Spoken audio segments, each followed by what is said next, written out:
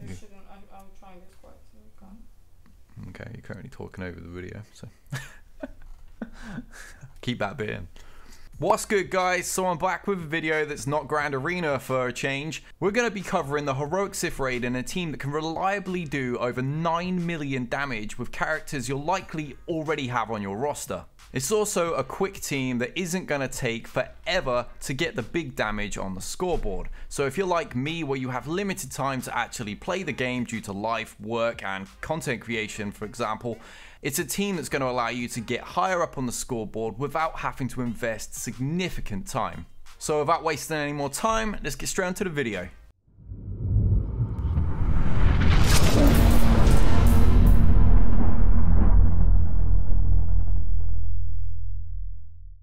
Okay guys, so step one is to use a suicide squad, so to speak, to take down 2 sabers and leave the third one as close to death as possible. If you can't hit it before dying, that's fine. It just means Treya will get a few bombs while Ray and her team finish off that final saber for the topple. While doing this, the sacrificial team can eat up isolate, so we can leave Treya's cooldown on 3. 2 is fine and easier to do, but 3 will lead to a much better score. Once the resistance team goes in, finish off the final saber, drop Treya, and get confused on her 3 times to reduce her defense by 50%. If 3PO has the OMG Zeta, use that immediately for 2 stacks and some damage. If he isn't Zeta'd like in this video, then you're going to have to get it on with 3 basic attacks. That's pretty much all there is to it. Now we spam attacks as much as possible and have no isolate concerns for the first 2 topples, as we got Treya's cooldown on 3 from the previous squad. It'll only take a minute or 2 for the setup squad to do their thing, and then maybe 15 minutes or so to score your big damage before collapse. So no hanging around forever to do big damage like with the Luke team, which many of us with busy lives just can't afford to run. A great thing about this team is pretty much every Heroic Sith guild insists on a raid team. So with Finn's rework leading to 15 to 20% runs in phase 1, and this doing 25% in phase 3, it's only going to take a handful of raid teams to beat the 2 most difficult phases of the entire raid. Your remaining raids can slaughter phase 2, and now everything else can be left for phase 4. This should make life a lot easier for guilds new to Heroic Sith, as you're going to be able to clear the majority of the raid with just your resistance teams. One upside is there's nothing special required in modding, just the same old speed and crit chance for the droids, crit sets for Ray and Trooper. I'll pop the speeds up on the screen that we used in this footage that my mate Raider Hater 52 sent me. We've got Ray at 130 speed, no potency primary cross needed, and only a leadership Zeta is actually required. BB at 144 speed, ideally with both Zetas, but roll with the punches is the only important one. 3PO at 119 speed, no Zetas are needed, but the OMG one would definitely speed up the setup once toppled. R2 at 102, number crunch is definitely useful, but combat analysis isn't actually required. And lastly, Trooper at just 16 speed, just make sure he hits hard and crits regularly.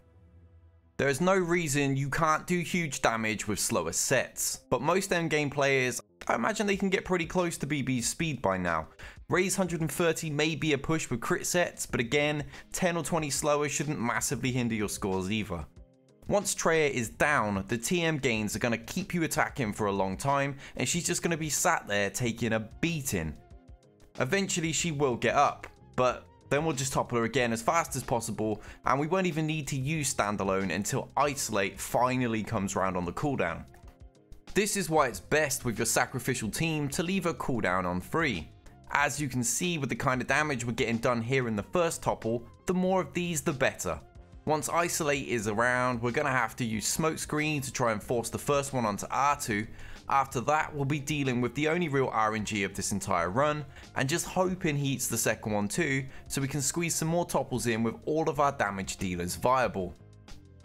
Okay, you can see we're closing in on 10% in this first topple, but our TM is also very close to standing up now, so it's a case of just getting in whatever more damage we possibly can before we have to deal with the sabers again.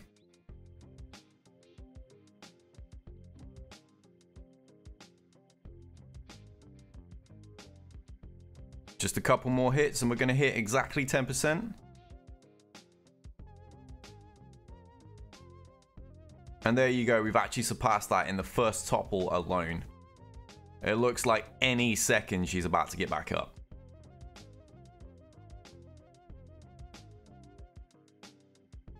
This is probably going to be the last big hit.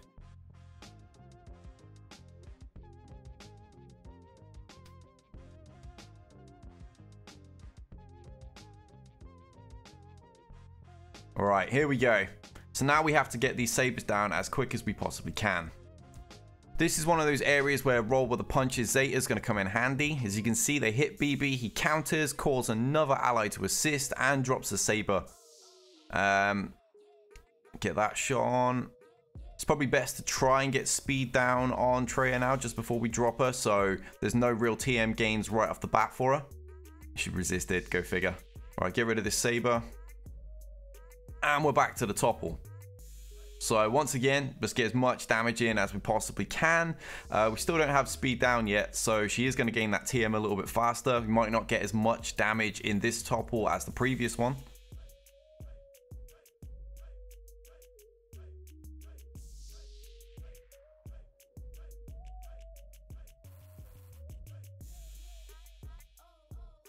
Right, it's finally on. I mean, the quicker you get that on, the better.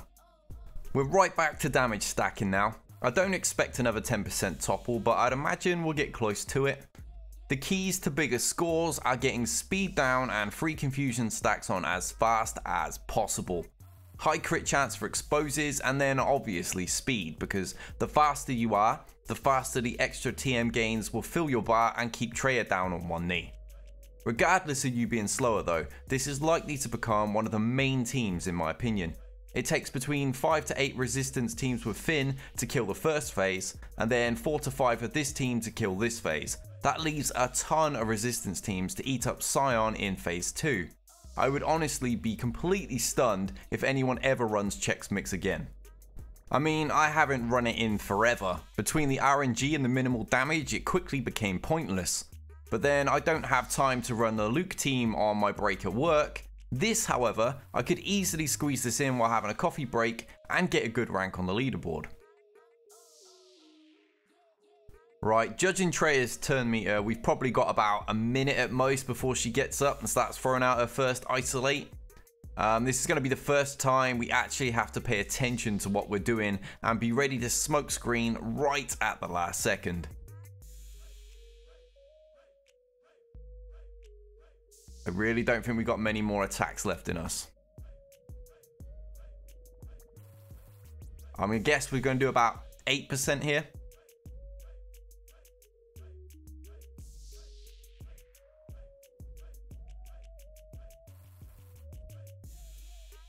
Alright, we might have to use smokescreen on R2's next turn.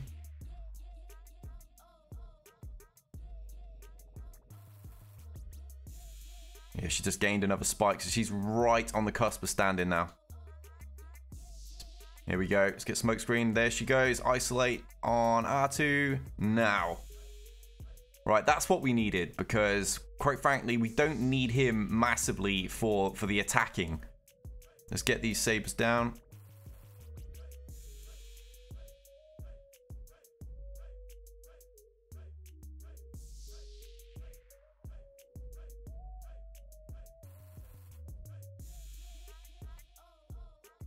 Alright, she's toppled again. The next stand-up is going to be a little bit more dicey. Treya won't stay down as long this time, and R2 isn't in play anywhere near as much as he was before. Now Treya doesn't have another isolate yet, so still no need to stand alone when she's ready to get up, but we will be saving that for her next topple and hoping to time it all right.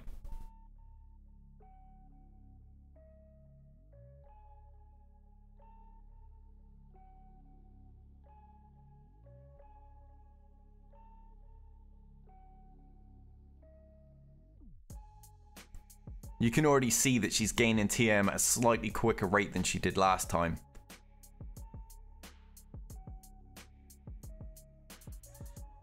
There's another big spike. And another one. And another one. We really don't have long. We might squeeze out another % or 2 at most.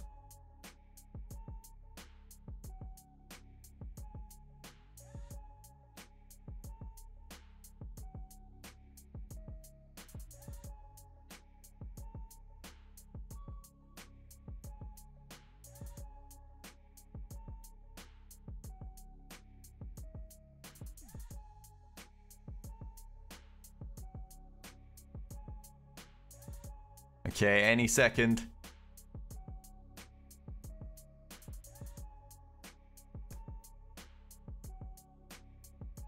One thing you've got to consider is when she stands up, we're going to take more damage to our health due to how many bonds she has. We've also killed a fair few sabers, so our offense is also going to be higher, so we're going to take more damage.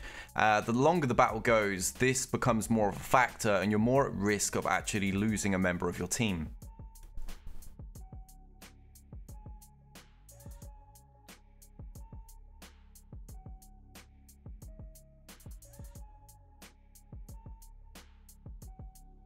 Okay, here we go. You have to survive the onslaught.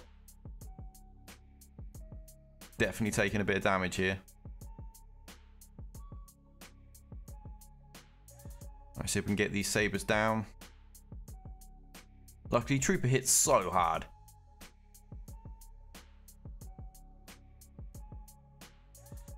Alright, we'll drop this one.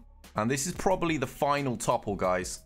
We're going to have to stand alone at last second here with R2 just to prevent the isolate going on Ray or something, and then squeaking out the final bit of damage we possibly can.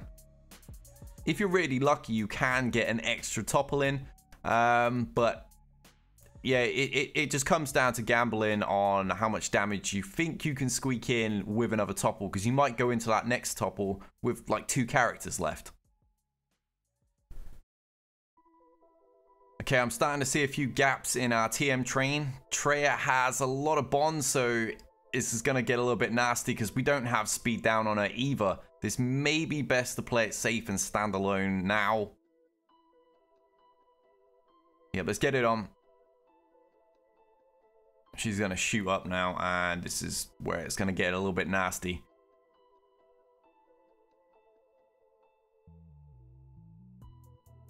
And now, this is where it'd be your choice. Do you attempt to topple these sabers one last time? Squeeze in a little bit more damage with whatever team you have left? Or do you just choose the option to hit her as many times as you can in those dying seconds and squeeze out the last bit of damage? I see Raider has gone for the option of getting one more topple.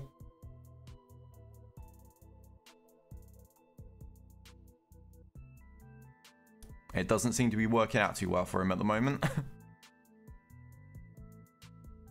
Okay, she's down, but I mean, all we have is Trooper and BB to do any damage now.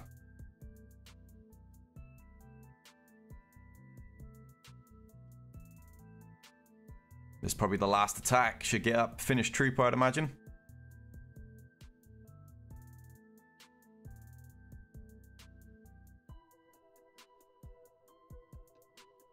And there goes our last real damage dealer. BB's all alone now because, I mean, 3PO just stands there and confuses people.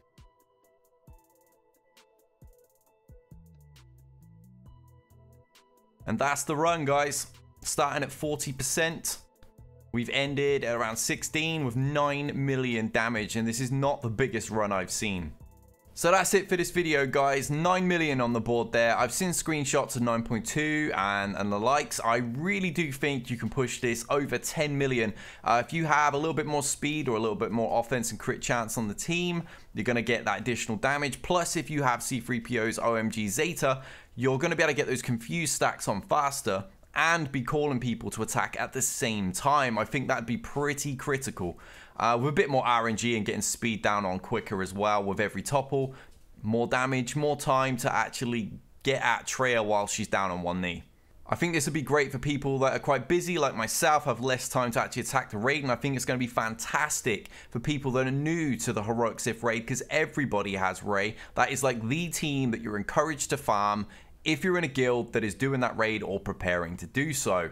So just 4 or 5 of those teams, and probably the most difficult phase in the entire raid is done. So I hope this video helps everybody out. Please let me know in the comments if you have any success with it. Drop me some screenshots on my Discord if you manage to break that elusive 10 million barrier. That's the one I really want to see. Big thank you to my patrons and all the people that continue to subscribe, even though I was ill for like 2 weeks and didn't really put out any videos whatsoever. Thank you very much for that, guys. And until next time, we out of here.